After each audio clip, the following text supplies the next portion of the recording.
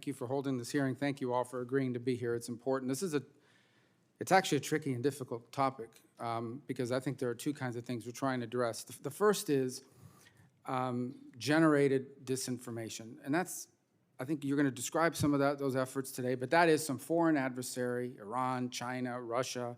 They create or make something up, and then they amplify it. They basically make it up, they push it out there, and they hope people believe it. It's actually something, I remember giving a speech back in 2018 or 2019 warning about AI-generated videos that were going to be the wave of the future, and in terms of trying to influence what people think and see, and we've seen some of that already play out. That's pretty straightforward.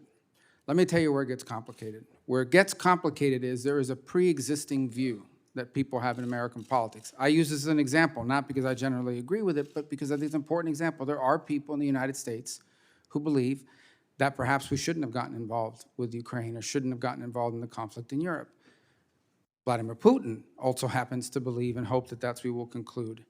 And so now there's someone out there saying something that, whether you agree with them or not, is a legitimate political view that's pre-existing, and now some Russian bot decides to amplify the views of an American citizen who happens to hold those views. And the question becomes, is that disinformation, or is that misinformation, is that an influence operation because an existing view is being amplified? Now, it's easy to say, well, just take down the amplifiers. But the problem is it stigmatizes the person whose view it is. Now the accusation is that that person isn't simply holding a view, they're holding the same view that Vladimir Putin happens to have on that one topic, or something similar to what he has, and as a result, they themselves must be an asset.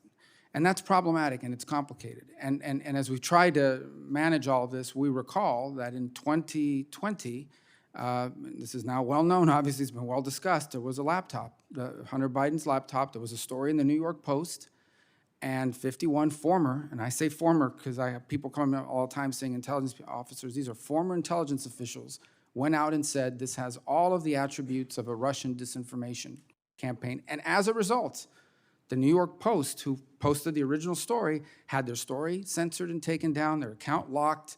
There was a concerted effort on the basis of that letter to silence a media outlet in the United States on something that actually turned out not to be a Russian disinformation.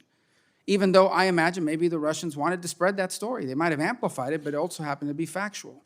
We know, based on the letter from the CEO of Meta, that the government pressured him during the COVID pandemic to censor certain views, and he expressed regret about agreeing to some of that. And so there are people in this country that had their accounts locked or even got, in some cases, canceled out because they questioned the efficacy of masks, something we now know Dr. Fauci agreed masks were not a solution to all the problems, that questioned whether there was put out the lab leak theory that at one time was considered a conspiracy and a flat-out lie, and now our own intelligence agencies are saying it's 50% likely, just as likely as the natural occurring.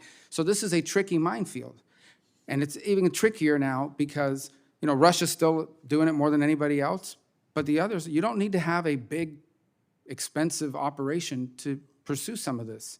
I think we should anticipate that in the years to come, and it's happening already, the Iranians are going to get into this.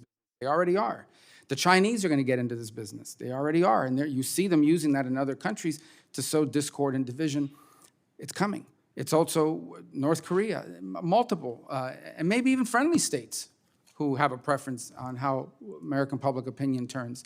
So I do think it's important to understand what our policies are today in terms of identifying what is disinformation, what is actually generated by a foreign adversary versus the amplification of a pre-existing belief in America, which has left a lot of people in a position of being labeled collaborators, and when in fact they just hold views that on that one issue happen to align with what some other country hopes we believe as well.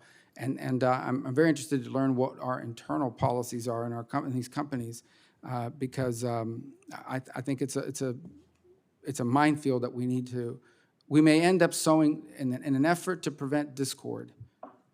I don't want to sow discord, and that's one of the dangers that we're now flirting with. So thank you for being here. I look forward to hearing your testimony.